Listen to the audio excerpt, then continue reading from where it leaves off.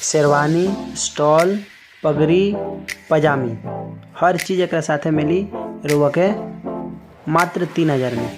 जय हिंद दोस्तों, मात्र 3000 में शेरवानी ली वो घर बैठल मंगाई। रुआ जहाँ भी रहेंगी, बिहार, यूपी, कहीं भी रहेंगी, झारखंड, कौनो भी गाँव में बनी, रुआ के नंबर दिया, रुआ फ़ोन करी और रुआ घर बैठल मंगाई शेरवानी सूट जो उनकी मात्र 3000 रुपये। कहीं ना मिले रुआ ये ऑफर, ये सिर्फ और सिर्फ हमनी के लगी ऑफर बा। कहीं ना मिले इतना अच्छा शेरवानी जो उनकी पूरा कढ़ाई बा, बाजू में भी कढ़ाई बा, सामने पूरा कढ़ाई बा, बैक में भी कढ़ाई बा। रोका पे हम वीडियो में दिखावे जा रहा बनी शेरवानी सूट जो उनकी मात्र 3000 रुपये। और हाँ, लोग हम एक बारी बात बताओ चाहते हैं, अगर वो चाहते हैं बिजनेस करके तो बिजनेस भी कर सकता नहीं। मात्र 3000 की शेरवानी लोग 6000 में, 8000 में बेच सकता नहीं, खुद बेच सकता नहीं। काहे कि दुनिया में केहू भी आगे बढ़ेला तो ओकर सिर्फ एक एगो तरीका रहेला, अपन बिजनेस।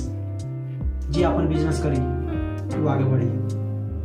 तो अगर वो चाहते नहीं घर बैठल शेरवानी मंगाओ के तो देखी जैसे हम दिखा रहा बनी ये वीडियो। और यहाँ भाई लोग शेरवानी, स्टॉल, पगड़ी, पजामी हर चीज़ एक साथे मिली रुआ के मात्र 3000 में। और जैसे दिखा रहा बनी सरदार जी, बहुत ही बेहतरीन, बहुत ही प्यारा कलर्स बा। और ज़्यादातर शेरवानी में ये कलर होला तो लोग देख सकता नहीं, पूरा फुल कढ़ाई बा। हमें कोनो गलत व्यवहार नहीं है, गलत चीज़ ना दिया। काहे कि सरदार जी जौन भी बानी बहुत ही अच्छा सरदार जी बानी, बहुत ही जेन्युइन रेट लगाओ तनी मात्र 3000 में।